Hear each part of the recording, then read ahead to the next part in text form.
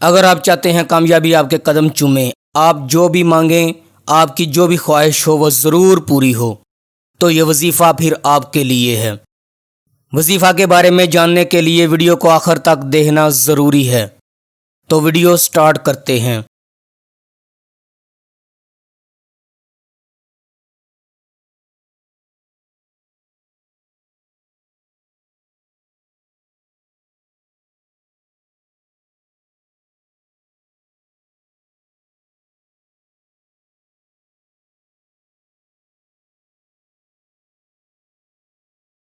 ہر انسان کی خواہش ہوتی ہے وہ اپنوں میں سب سے نمایاں رہے، وہ ہر میدان میں اپنے آپ کو کامیاب پائے، دوستوں میں بیٹھا ہو یا رشتہ داروں میں اس کی پوزیشن سب سے نمایاں ہو، وہ ایک پروقار زندگی گزارے، اسے دوسروں کے آگے ہاتھ نہ پھیلانا پڑے، تو وہ یہ وظیفہ ضرور کرے۔ یہ وظیفہ آزمایا ہوا وظیفہ ہے، اس سے میں نے بہت کچھ حاصل کیا ہے، اس لیے میں چاہتا ہوں زیادہ سے زیادہ لوگ اس وظیفہ سے فائدہ حاصل کریں اور اپنی دکھی زندگی کو زیادہ سے زیادہ آسان بنائیں۔ تو اب وظیفہ کے بارے میں جانتے ہیں۔ پہلے آپ میرے اس چینل کو سبسکرائب کر لیں اور زیادہ سے زیادہ لائک اور شیئر کریں تاکہ زیادہ سے زیادہ لوگ اس وظیفہ سے فائدہ اٹھا سکیں۔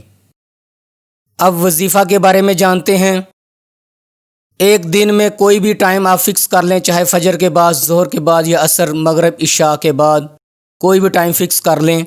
اس ٹائم آپ نے 11 دن یہ وظیفہ کرنا ہے۔ یہ وظیفہ قرآن پاک کی سورت الرحمن کا وظیفہ ہے۔ یہ وظیفہ آپ میکسیمم آدھے گھنٹے میں کر سکتے ہیں۔ جہاں انسان اپنی زندگی کو بہتر بنانے کے لیے 8 گھنٹے، 10 گھنٹے، 12 گھنٹے کی ڈیوٹی دیتا ہے، وہاں اپنی زندگی کو اچھا کرنے کے لیے آدھے گھنٹے کی ڈیوٹی دینا کوئی زیادہ ٹائم نہیں۔ ڈیلی آپ نے جو بھی ٹائم آپ نے فکس کیا ہو، اس ٹائم آپ نے یہ وظیفہ 11 مرتبہ کرنا ہے اور 11 دن کرنا ہے۔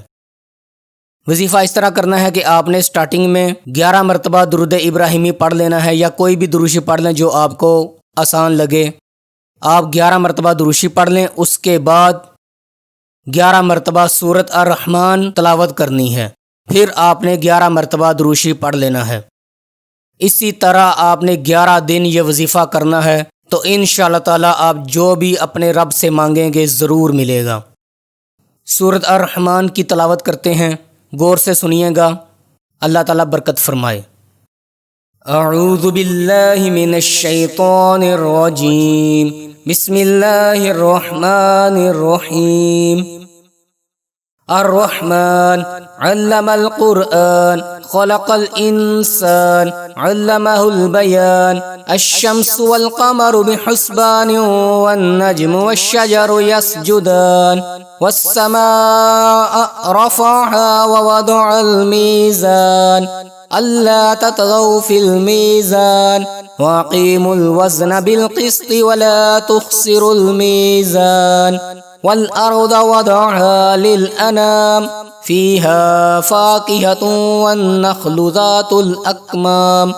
والحب ذو العصف والريحان فبأي آلاء ربكما تكذبان خلق الإنسان من صلصال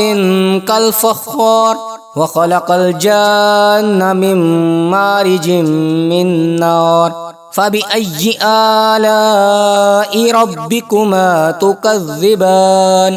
رب المشرقين ورب المغربين فبأي آلاء ربكما تكذبان مرج البحرين يلتقيان بينهما برزخ لا يبغيان فبأي آلاء ربكما تكذبان يخرج منهما اللؤلؤ والمرجان فبأي آلاء ربكما تكذبان وله الجوار المنشآت في البحر كالأعلام فبأي آلاء ربكما تكذبان كل من عليها فان ويبقى وجه ربك ذو الجلال والإكرام فبأي آلاء ربكما تكذبان يسأله من في السماوات والأرض كل يوم هو في شأن فبأي آلاء ربكما تكذبان سنفرغ لكم أيها الثقلان فبأي آلاء ربكما تكذبان يا معشر الجن والإنس إن استطعتم أن تنفذوا من أقطار السماوات والأرض فانفذوا لا تنفذون إلا بسلطان فبأي آلاء ربكما تكذبان يرسل عليكما شواظ من نار ونحاس فلا تنتصران فبأي آلاء ربكما تكذبان فإذا انشقت السماء فكانت وردة كالدهان فبأي آلاء ربكما تكذبان فيومئذ لا يسأل عن ذنبه إنس ولا جان فبأي آلاء ربكما تكذبان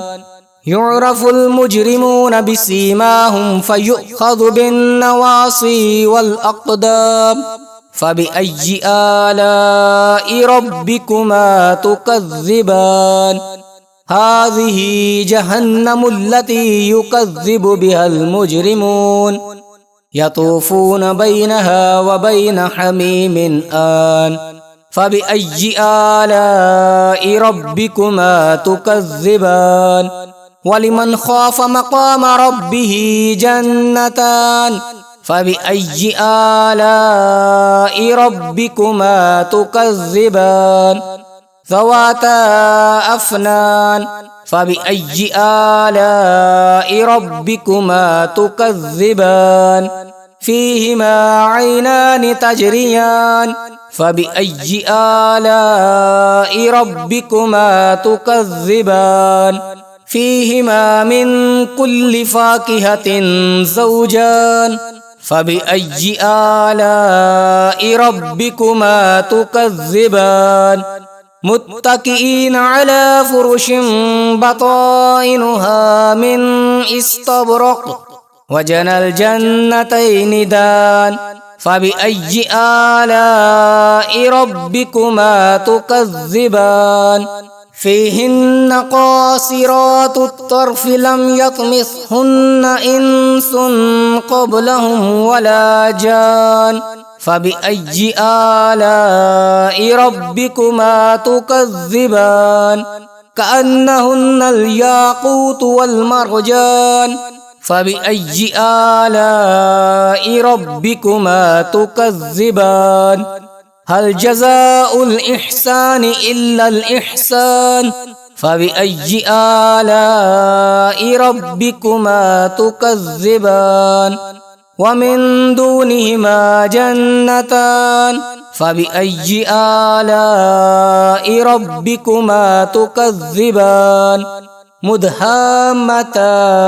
فبأي آلاء ربكما تكذبان فيهما عينان نضاختان فبأي آلاء ربكما تكذبان